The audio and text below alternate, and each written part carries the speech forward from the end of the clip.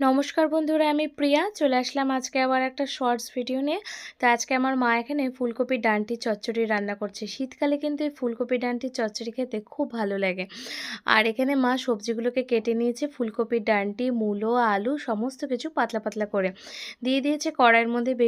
বেশি করে 5 ফোড়ন, তার মধ্যে দিয়েছে রসুন ফোড়ন। রসুনের গন্ধতে কিন্তু চচ্চড়ির টেস্টটা খুব বেশি ভালো লাগে, আমার কাছে সেটা ভালো লাগে। তার মধ্যে দিয়ে দিল হলুদ গুঁড়ো, নুন আর একটু টমেটো কুচি করে, আর দিয়ে দিচ্ছে কাঁচা লঙ্কা ঝালের জন্য। তার মধ্যে আবার দিয়ে দিল ধনেপাতার ডাঁটিগুলো, আর লাস্টে কিন্তু অ্যাড করেছে চিনি, যেটা আমার ভিডিও করার হয়নি সবজিগুলো যখন সেদ্ধ হয়ে গেছিলো। তার মধ্যে দিয়ে দিল ভেজে রাখা বেগুন আর সর্ষে বাটা, নামানোর সময় ধনেপাতা।